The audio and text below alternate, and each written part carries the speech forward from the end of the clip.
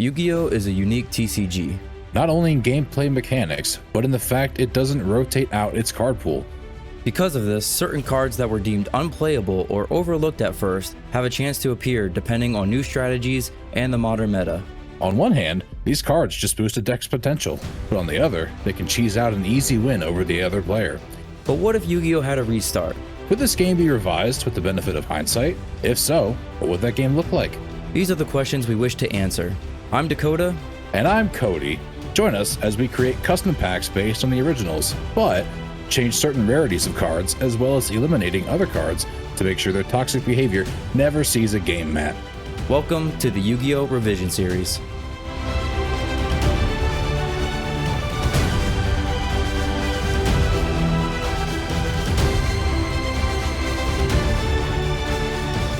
How's it going, YouTube? We are finally back with another episode of the Revision Series. I'm joined here, like always, with the Earthbound Immortal himself, Cody. Cody, how are you doing today? Code Kapakapoo.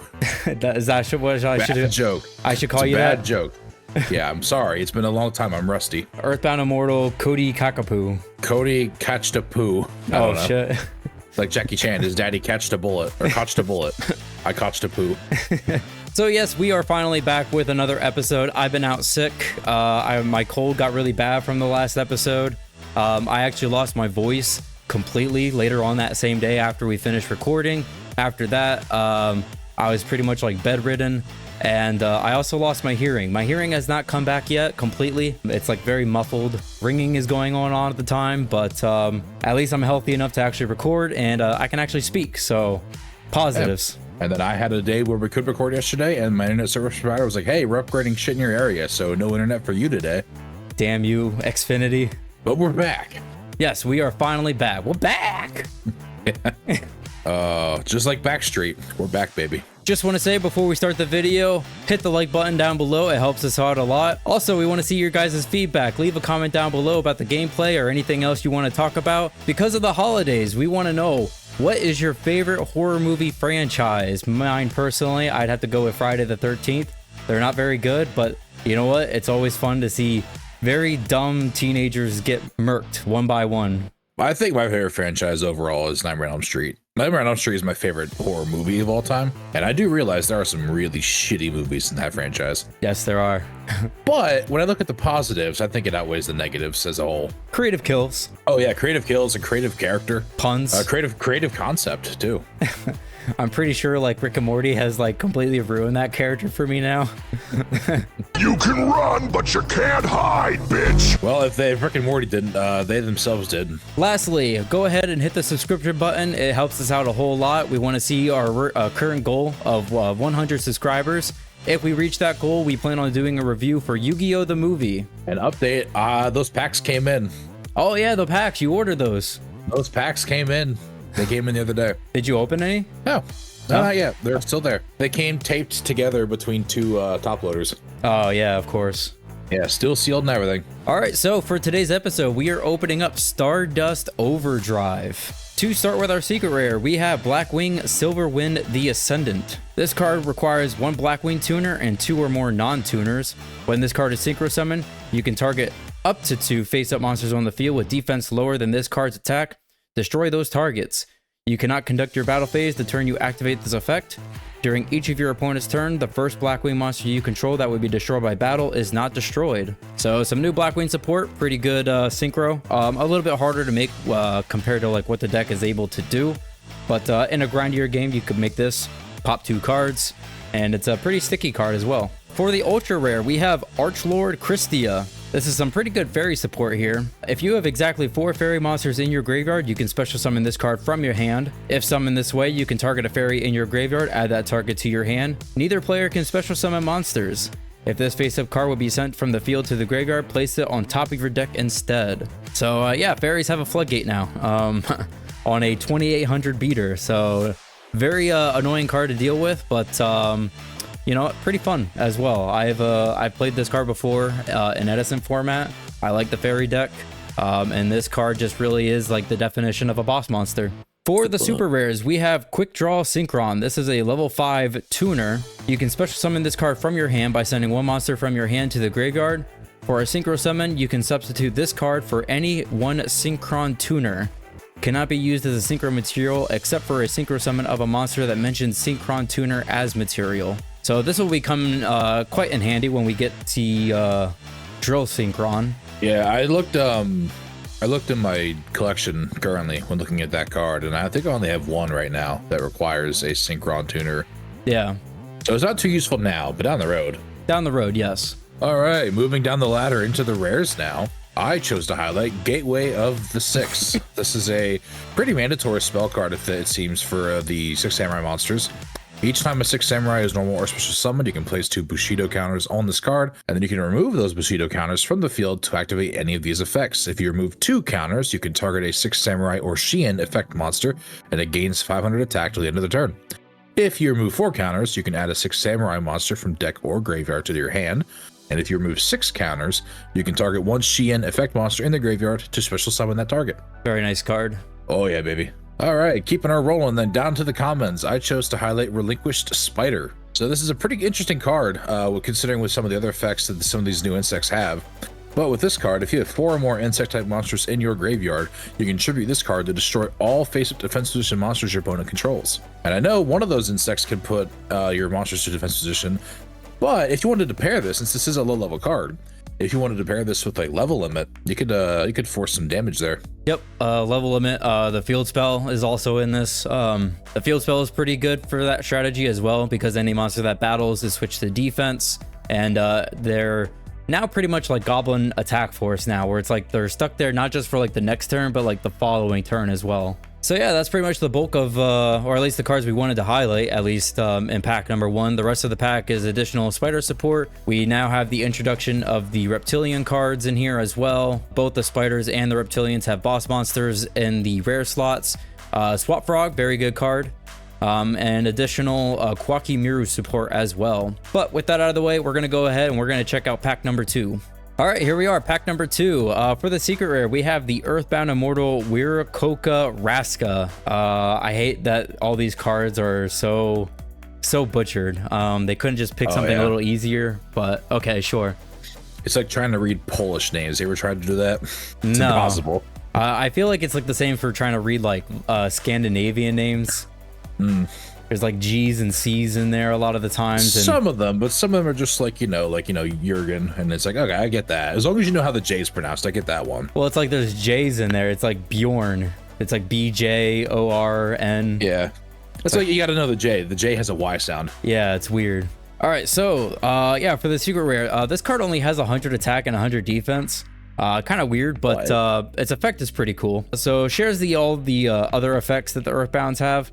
The one that makes this card unique is that if this card is normal summon, you can target 1 to 3 cards you control, but not more than your opponent has in their hand. Shuffle them into the deck, then discard the same number of random cards from your opponent's hand, or as many as possible. If you do, this card gains 1,000 attack for each card discarded by this effect. I think like the funniest application I saw this card used was that after Barrier Statue was banned because of Fluunderies, people were experimenting with this card to like hand rip cards, and you don't really suffer the benefit, like the con of putting your stuff back into your hand, because you're just normal summoning multiple times anyway, so it doesn't matter. For one of our ultra rares, we have another Earthbound. This is Earthbound Immortal Kakarehua. This is the reptile for the Earthbound Immortals. Again, shares all the effects. The thing that makes this card different is that if this card is destroyed by a card effect except by its own effect, destroy all cards on the field. So complete board wipe. Quite the insurance policy right there. Oh yeah. Next for our super rares, we have Divine Grace North Wemko. This is a level 7 ritual spellcaster. This card can only be ritual summoned using a ritual spell, Ritual of Grace. When this card is ritual summoned, select any number of face-up cards on the field except this card, up to the number of monsters used for the ritual summon. While any of the selected cards are face up on the field, this card cannot be destroyed by card effects. I wanted to highlight this just because I think that effect is quite unique. I don't think that there's another card quite like this. Not that I know of, but you know more than me probably. I guess there's like, what's the name of the card? It's like Dark Beetle. It's like a rank 4 dark monster. But like it detaches from material. You target a card on the field, and then like as long as that card's face up on the field, like it can't be destroyed or something like that. Something similar So I think that's like the closest thing. But like the fact that this card, if you like tribute, you know, 2 or 3 cards to ritual summon this card, you target 2 or 3 cards. Those cards have to go away if you try to out this card with destruction. Moving down into the rares then, we're keeping a theme here with rituals. I chose to highlight Preparation of Rites. This is the first of its kind, I think, for ritual support we have access to. It lets you add a level 7 or lower ritual monster from your deck to your hand, and then if you do that, you can add a ritual spell from your graveyard to your hand. I don't think we have too many rituals that are under 7 stars though. At least in my collection I didn't. If they are, like, they probably just like vanilla, so not very good, or like even if they do have effects, like they're not game breaking or anything. But it does work with Divine Grace, you just mentioned, because she's level 7. It does work with Divine Grace, but again, it's also just nice to have additional like search cards for you know, like a strategy that's just always been kind of like piss poor. Speaking of piss poor strategies, you know, it's the highlight of my day. We have Earthbound Wave in the comments. So this is a card that I chose to highlight. If you know me, you know why. It's a support card for Earthbound Immortals. It's a counter trap.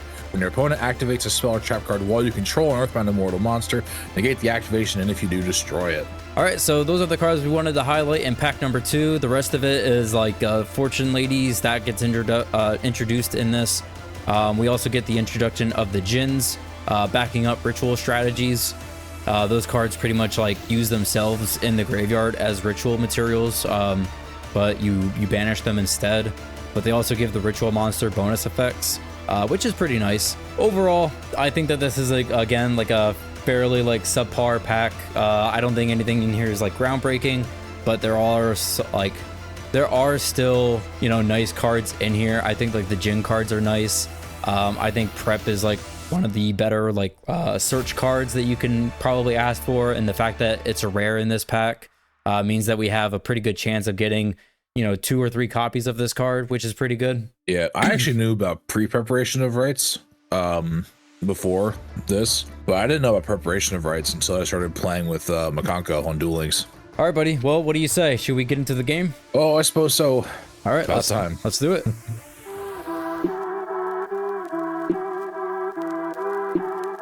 What is up, beautiful people? I have been waiting to get back to this deck building stuff. I gotta tell you what, in our absence, I think I've gotten all of my rust back. But yeah, I threw together a strategy for this episode that I honestly didn't expect to fully win with. You know, it's not the best strategy. I don't think we can pull it out, but I've had situations where I didn't think the most of my decks before, and we've managed to pull something out. I guess it all depends on what Dakota plays, but we're here to have some fun. I'm that guy on the channel. Speaking of having some fun, some of you might have peeked my first card in the deck list here, Cyberjar. So this was my first pull from the wild cards that I got. I decided to go for something fun. So for those of you who don't know, Cyberjar is a flip monster who destroys all monsters on the field. Then both players reveal the top 5 cards from their decks to special summon all revealed level 4 or lower monsters in face-up attack or face-down defense.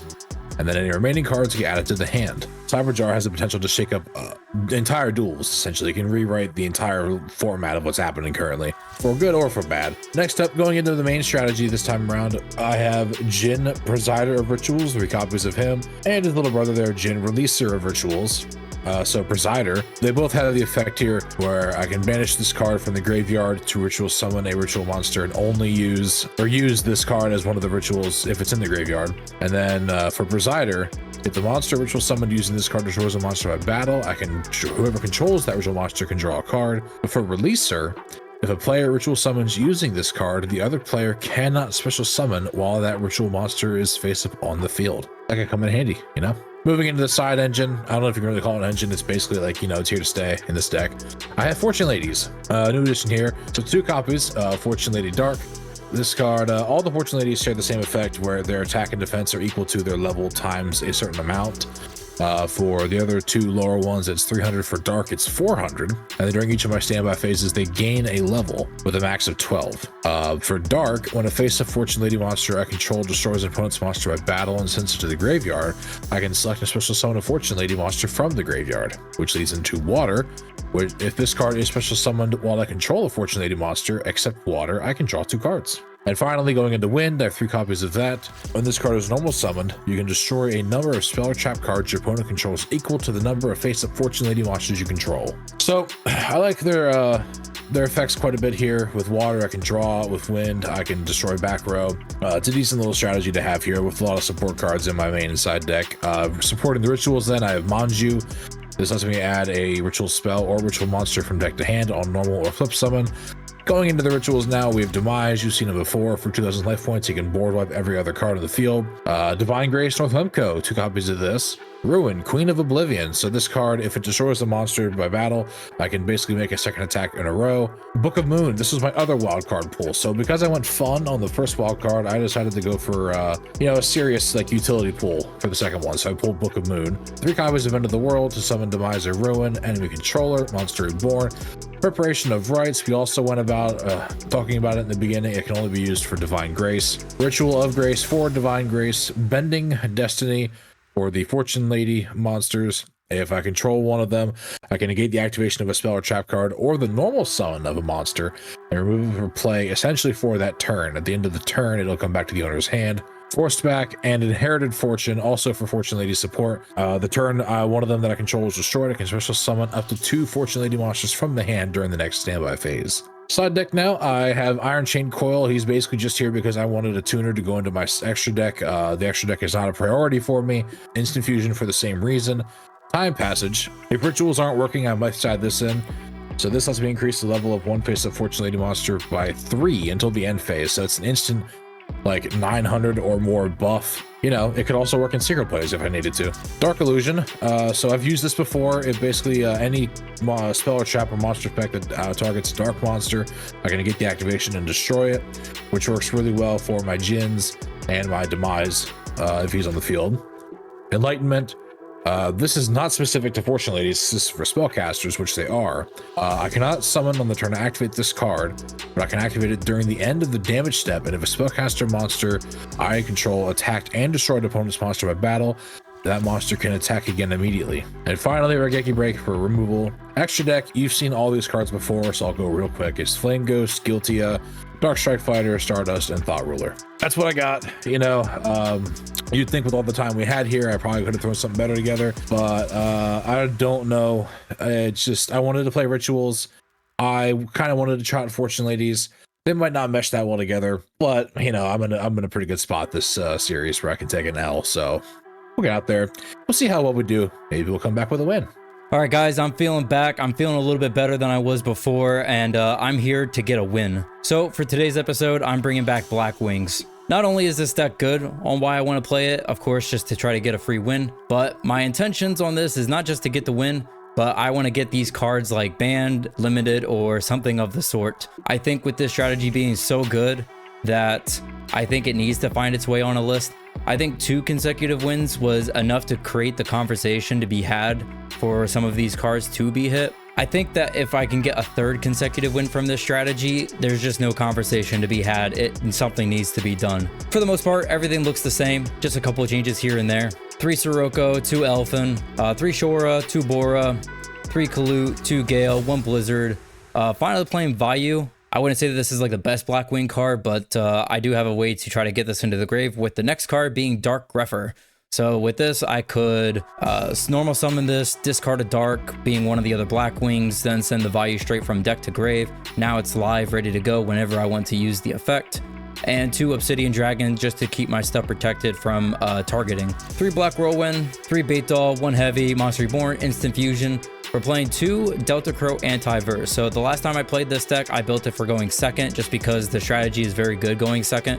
But this time I plan on going first. So I decided to play additional trap cards than I did before, with some like more additional spells and traps in the sideboard, just for games 2 and 3. So the reason why I wanted to main deck this card though is because, you know, just summon a dude going first. Maybe set 2 or 3 back row. Hopefully this card is one of them. Cody has to try to play into the board a little bit, but if he doesn't have an answer for this card, he's probably going to end his turn by setting, you know, 1, 2, 3 cards.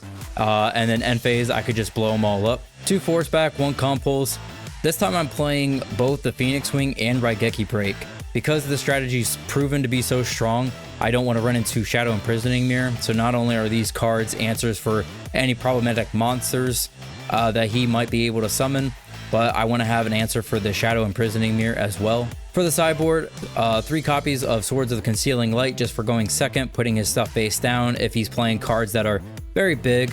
But I'm also playing like, you know, Bora. So this way I can also get some piercing in as well. 3 offerings, 1 enemy controller, 2 Karma Cut, 1 Solemn. Decided I was potentially going to try out this card, Zing Zang Hu. This is a continuous trap card that reads, activate by selecting 2 set spell or trap cards on the field. The selected spells or traps cannot be activated. So not only do I have like the Delta Crow where I can like blow up his back row, but if I don't have that card and I have this card instead, same scenario. Cody plays out his turn. He might set like 1 or 2 cards face down. I can activate this card. Now he can't even activate those cards that he set intending to use on my turn. 1 ring and 1 Cyber Dragon for going second. For the extra deck, we're playing all the staples pretty much. Red Dragon, Thought Ruler, Stardust, 2 Black Rose, Ancient Fairy, Dark Strike Fighter, Armor Master, Armed Wing, Cybersaurus, Darkfire Dragon, the Fire Knight, and Thousand Eyes for our instant fusion targets. So that's the deck. Again, just here to just annihilate Cody as quickly as possible, potentially. And I want to see these cards on the list the next time that we come back and do another episode. So let's go ahead, go out there, and let's get our win.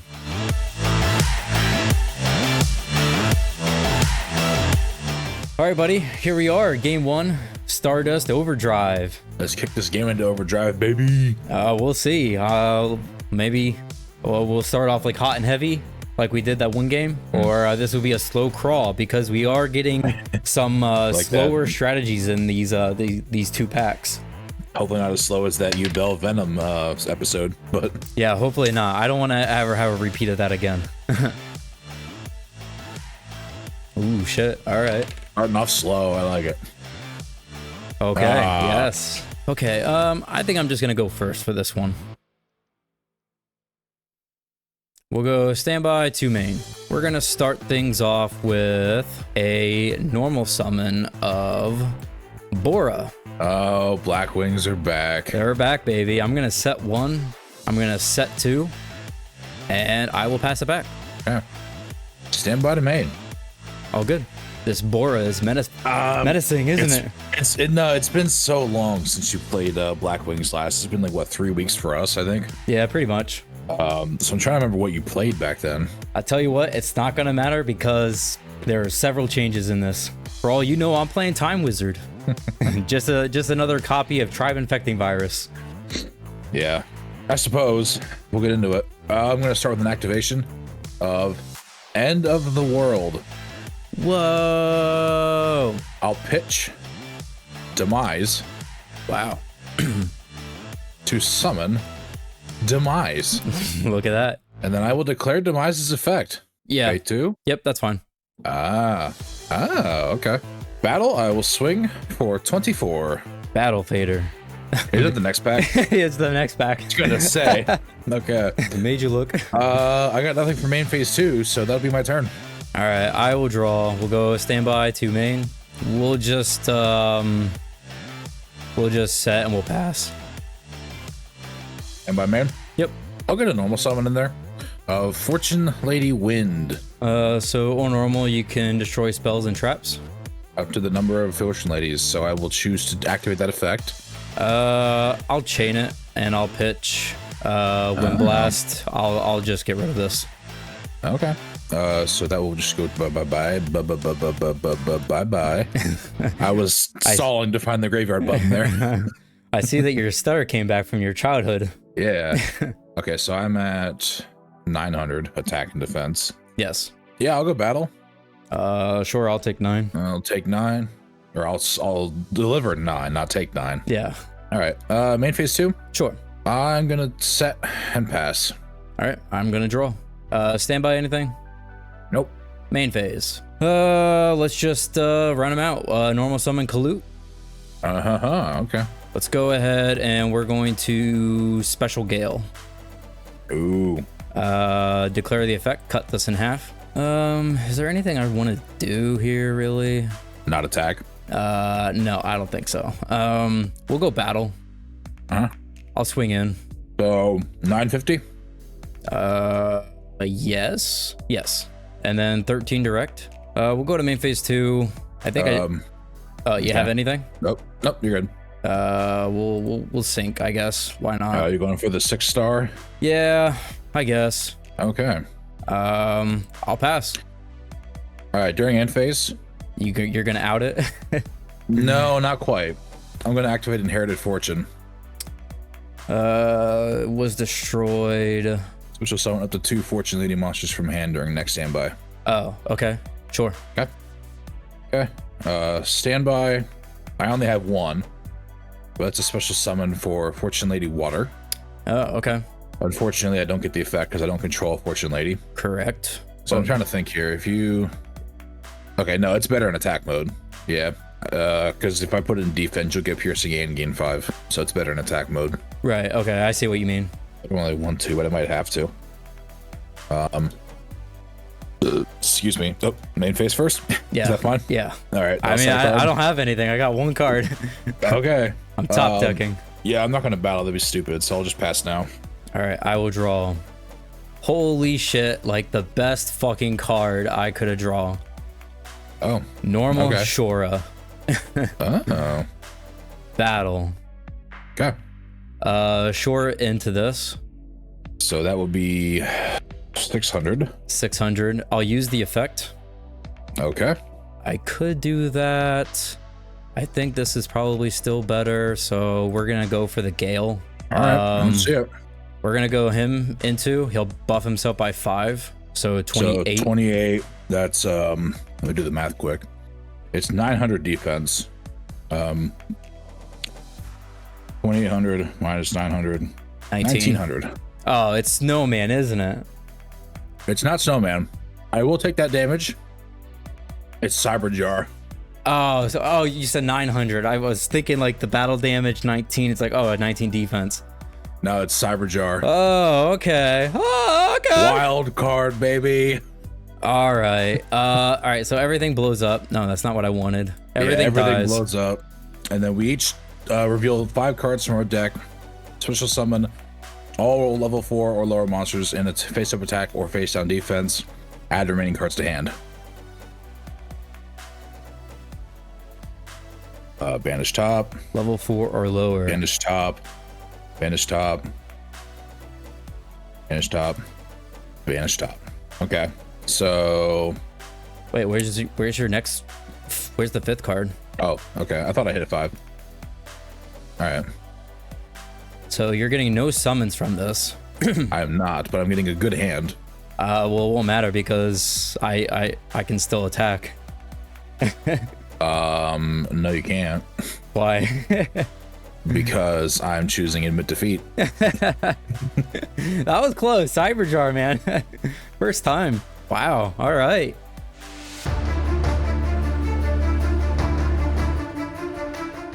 All right, buddy. Game 2. That was quite fun right there. The Cyberjar. I got 2 board wipes out of it. I'm surprised that for the wild cards that you would go for a card like that. Like, when did we even get that card? That was like the second or third set in. Yeah, it was really early. Yeah. Hey, man. And we made it like an ultra or a secret. I think it was an ultra. You never know when a good board wipe is needed. That's true, yeah. And for as easy as that one is, that's a card that can and will shake up games. Oh, for sure. Good thing we didn't include Fiber Jar. That card is just such a pain. Yeah. I'm gonna go second, buddy. Okay. All right. You want the card advantage. Mm-hmm. And I do realize full well that I'm keeping my my habit up of playing decks maybe a week too early, because I know the next pack also has more Jin support. It does, yes. But I decided to play Rituals now. This is quite a interesting hand I have in front of me. We're gonna start things off with a normal summon of Dark Greffer. Oh. I'm gonna use the effect, and I'm going to pitch this Sirocco to send a Dark to grave. Okay. I'm gonna go ahead and I'm going to send Vayu. Next, I will set 1. I will set Vayu's 2. now live. That's cool. Vayu is now live. Stand by to main. It's all good. I'm going to start with a normal summon of Manju of the 10,000 Hands. I have no response to the normal summon of Manju. You have a response to his effect. I have no response to the effect. Okay. I'm gonna pull Demise. Okay. Next, I'm gonna play. Is this the right move? Now that I've taken longer than 2 seconds to think about it, I'm not sure. I mean, you're playing. Well, first off, you're playing Fortune Lady, so you have pretty good targets to just discard for how ass they are for your ritual. Yeah. Let's confuse the opponent and let's shuffle my hand. Okay, I am utterly confused now. Good. Mr. One card in hand. Fuck it. Content. Let's do it.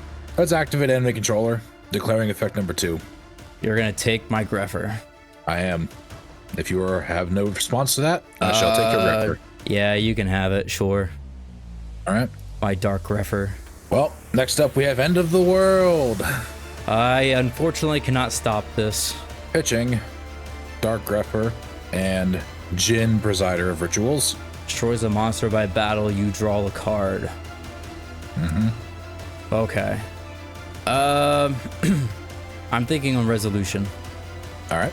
I think that's fine, yeah. Okay. I'm going to go straight to battle then. Okay. I'll swing for 24. All offerings. Okay. So that will go to the graveyard. Yes. Okay. Many resources were committed this day, Yes, they were. with nothing to show for it. I'm in phase 2. Yep. I'm going to set a card, and I'll pass. All right, I will not draw for turn. We will go standby to main. And I'm gonna normal summon Bora. Okay. I was curious what you had in your hand. I'll go battle and I'll hit for 17. I will take it. And I will pass the turn. Okay. Stand by to main. Sure. Just for funsies, let's do a normal Fortune Lady Wind. Okay. And then I will declare the effect to destroy your back row. Yeah, that's fine. It was break. Okay, so 900. I won't bother with the defense. It's the same. Yeah. Yeah, I guess I'll just pass there. Okay. I forgot to turn this back on. I will draw for turn finally. Standby to main. I'm just gonna go battle. Okay. That'll be a cool 800 for me. I will go main phase 2 and I will set a card. Back to you. Stand by main. Yep. I'll pass turn. Okay. I will draw. Standby anything? Nope. Main phase. We will activate Bait Doll. Yeah, I can't activate it, so. Okay. To the deck with thee. I'm just gonna punch for another 17, I guess. I guess I'll take it. I mean, what else can I do? I will pass turn. All right. Stand by to main. Sure. Come on, little buddy. You can do it. There we go. The little fortune lady that could. Unfortunately, I'm out of fortune ladies, it seems.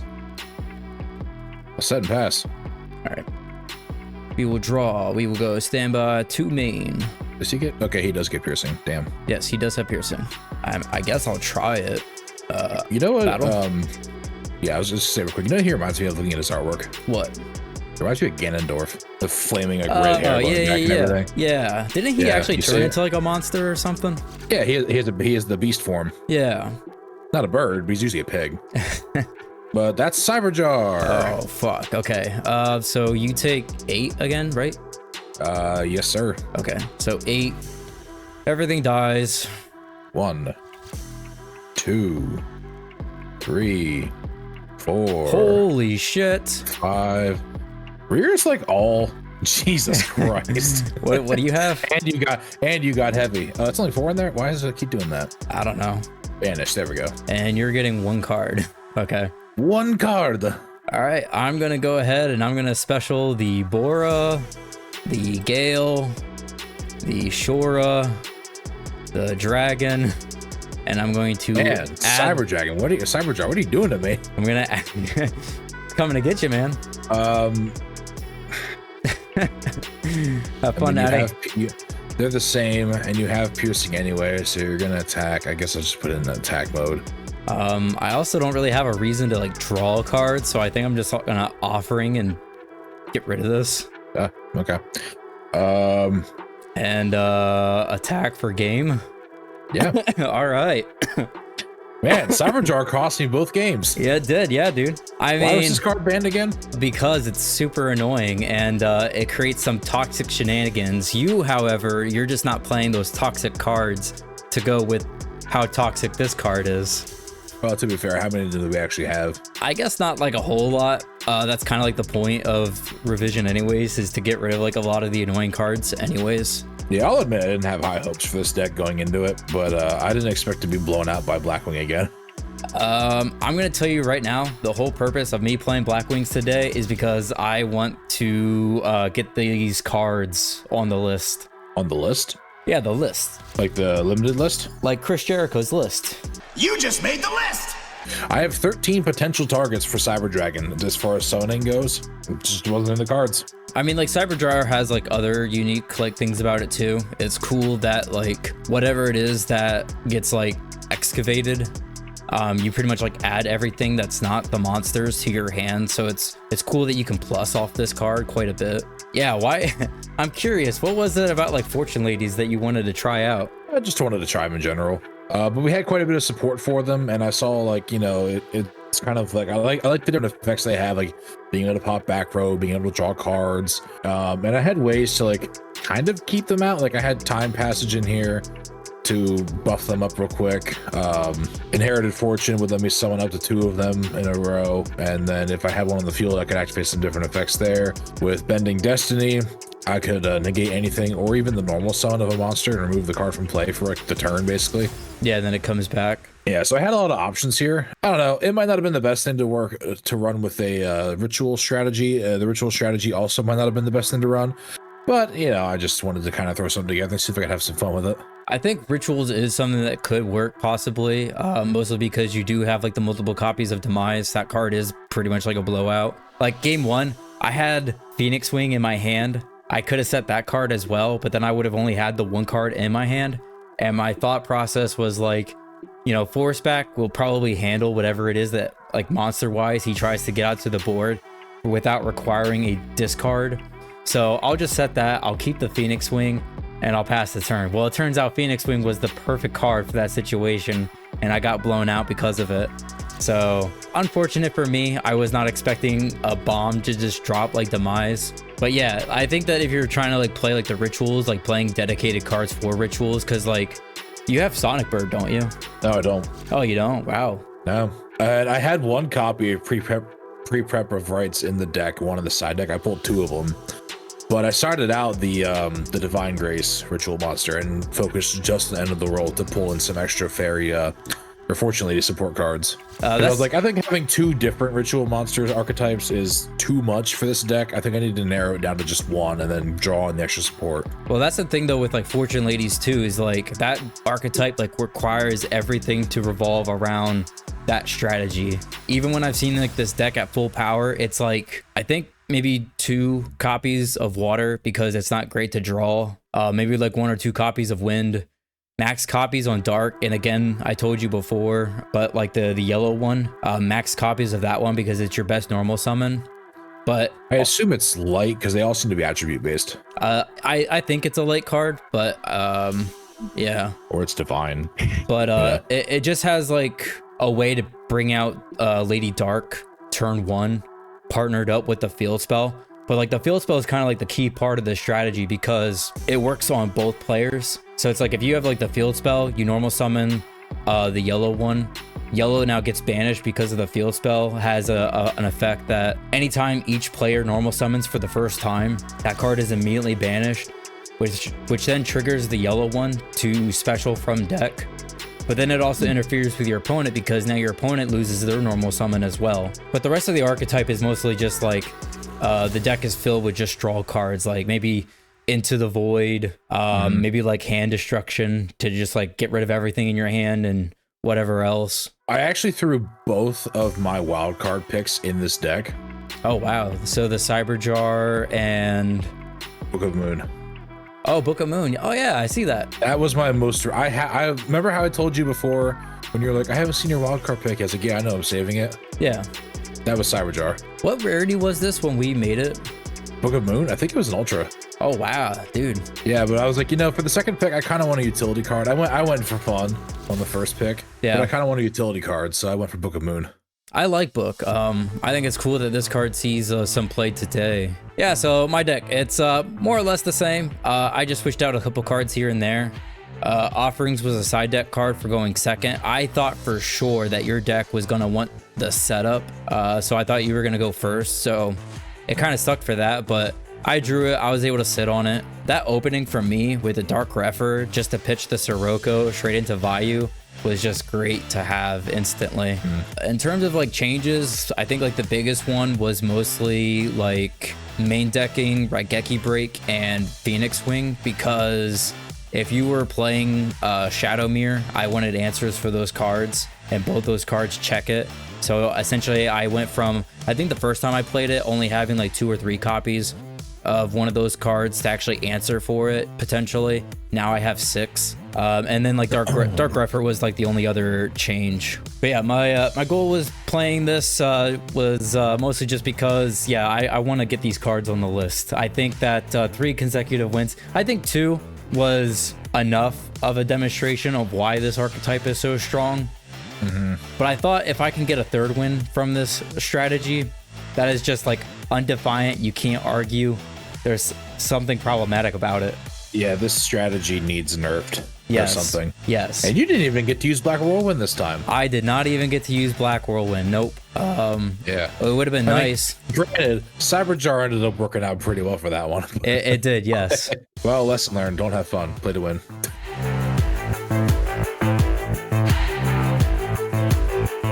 All right, bud. Finally, we are back at the wheel. It's been a long time. Quite a long time. Go ahead. Take the first spin. See what you land on. Oh, that's pretty good. Ultra secret. All right. All right. Not bad. All right. All right. Now you can get your Silver Wind the Ascendant if you didn't get it before, right before we nerfed the strategy. Yeah, really. That, Dark Stimorg, Archlord Krista, or the Earthbound Immortals. Oh, dude, there you go. Like all the Earthbounds are all in that rarity. Yeah. My villain arc continues. Yeah. One of these days, I'm going to get them to the field. Yeah. That's my ultimate goal for the channel now, is I have to be able to summon those at least once. I mean, you got Antonio rooting for you. When he sent me that comment about it's not about the one that you summon, it's about the one that you see along the way, I was like, oh, you motherfucker. Like, I can't argue with that. Like, that's, I can't. It's too much. All right, buddy. I'm going to take my spin here. Hopefully, all right. Hopefully I get a wild card. That's what I really want. I'm kind of terrified of that, but all right. Ultra / secret. Do you want the mulligan? I don't know. That's pretty good. All right, so what was it again? It was like Dark Samorg, Christia, Silverwind, and then each of the Earthbounds. Each of the Earthbound Immortals, yeah. Honestly, I think I'm just gonna take it. Okay. Respectable. Yeah, there's one from the one pack that I wouldn't mind having, so I'm pretty happy with that. I've already selected my pick, so good to go. Locked and loaded. All right, guys, that's gonna bring it into this episode. Thanks again for watching. Remember, like, comment, subscribe, helps us out a lot. Help us reach our current goal of 100 subscribers so we can do our review of Yu-Gi-Oh! The movie, and that way we can actually open up our movie packs that Cody has actually went out of his way to buy. Yes. So, like always, Cody, we end this with final thoughts. Final thoughts. Cyberjar. Cyberjar.